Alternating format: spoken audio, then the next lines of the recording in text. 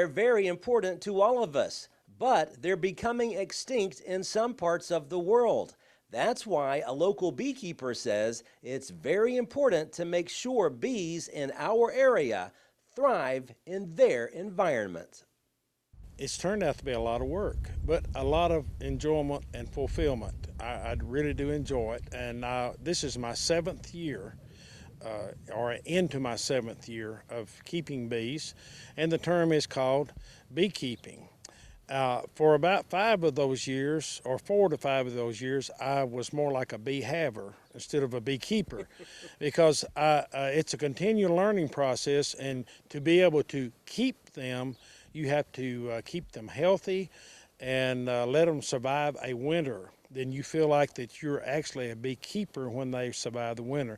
And this is my 2nd winter that I have survived with whatever I went into the winter with. And how do you do that? How do you keep them alive? There's different things. They have different parasites, just like any other creature. They have varroa mites is the biggest thing, and it's like a small tick that when the field bees go out, they encounter adult varroa mites out in the wild. They bring them back, and they lay their eggs in the cells with the eggs.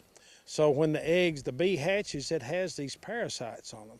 There are different treatments, and I think I've stumbled onto one that's working pretty good for me. There are also hive beetles. They're just little bitty beetles that crawl around in the hive. Moths. I had a lot of problem with moths last year, and that's what you see behind me. Those green, those are moth traps.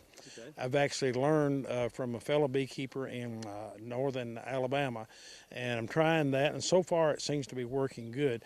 But it's a continual learning process and a continual working with them to try to keep them healthy. Why do you do this? I mean, now that you've been doing it for several years, I mean, what keeps you going at this point? They're just fascinating little creatures. It's a female-dominated society. You have the queen, and the bulk of the workers, they're all female. And there are males, obviously, in the hive, but the males really don't do anything much. The queen is the key ingredient to the whole hive. If she is lost or something, the hive will eventually die.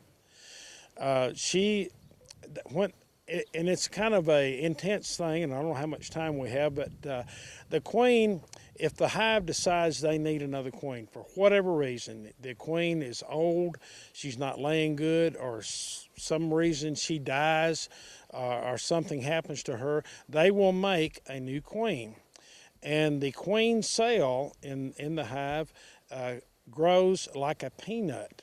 It comes out of the side of the frame and then angles down, and it looks like a peanut. Mm-hmm.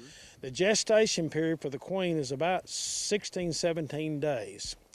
The worker gestation period is about 19 days, and the drone, which are the males, is about 22 days. The larvae for the worker bee, when it is developed and capped, is flat on the surface of the panel, and the drone sticks out a little bit. The queen is the only one that turns down. The workers, as I said, they are the workhorses of the whole hive, and their job changes as they progress. They start out inside the hive, feeding the queen, taking care of the brood and all that. Then eventually, as more hatch, they go outside and bring in the nectar and the pollen, whereas they make honey. The lifespan of a worker bee is about 5 to 6 weeks. Oh, wow. Yeah, so they literally work themselves to death. The queen, once she is mated, comes back to the hive, and her lifespan is about 5 years. Unless she stays there, unless there is a swarm developed, and we'll talk about that in just a moment. And she lays anywhere from 1,500 to 2,000 eggs per day for her lifespan. And so that's how they quickly regenerate and keep the population going. The drones, they are killed off in the fall because they're not needed. They actually, and your female audience will laugh at this, they mate and eat. That's all they do. Okay. The workers have stingers. The queen has a stinger. The drones do not sting. They're just there, basically. But they are a necessary ingredient to keep everything going. When a swarm develops, as I said, for whatever reason, the old queen is her productive time is at a minimum, or she dies. For some reason, they feel like that they need a new queen. They will develop one of these queen cells, as I was speaking about. Mm-hmm. And the difference between a queen and in developing and the others, she is fed what's known as royal jelly. That's her diet. Mm-hmm. And then when she hatches, the old queen will take part of the population and leave. That's called a swarm. So when you see bees gathered on a fence post or in a tree in a ball, they're looking for a new home. That swarm is looking for a new home. They're not aggressive for the most part. They gather in one place, and then the queen sends out scouts to try to find a place for them to go. If a beekeeper can find that swarm in that time period, about 48 hours, and that's a rule of thumb, it's more or less, then they're easily caught because they're very docile during that time. And you can I have literally walked up to a limb hanging head high on a tree, cut the limb, and shake the bees in a box and walk away. Now, some of it is more intense than that. How important is it not to try to kill them if they maybe land on your property? They are an endangered species now. In some parts, I don't know that Tennessee actually considers them an endangered species, but we have seen recorded evidence that they are endangered in certain areas. Certain pesticides are just devastating to them. So if you see bees, call a beekeeper. Please do not kill them. You mentioned just a few moments ago, your sister had called me sometime a few months ago. When I got over there, the bees were feeding on her bushes.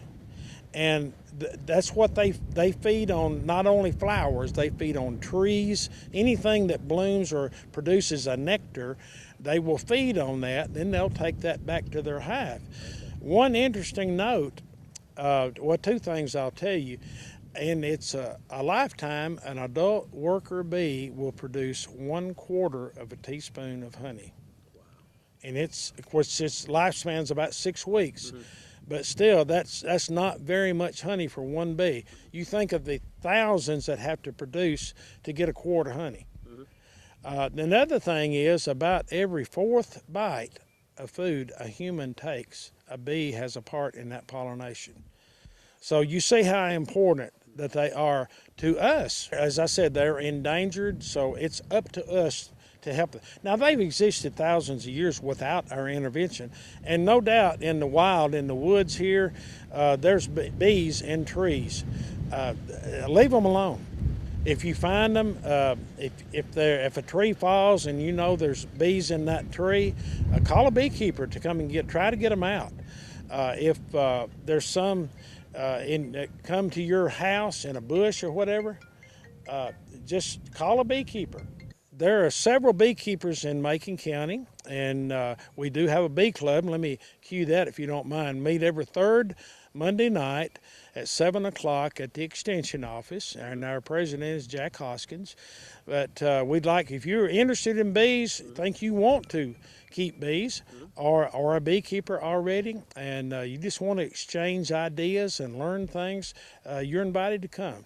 Danny Patterson says we all need to work together to make sure bees in our part of the country stay healthy. And that all starts with educating those who don't know much about bees. Hopefully, this interview is a step in the right direction. Reporting from Macon County, Barry Hyatt, NCTV.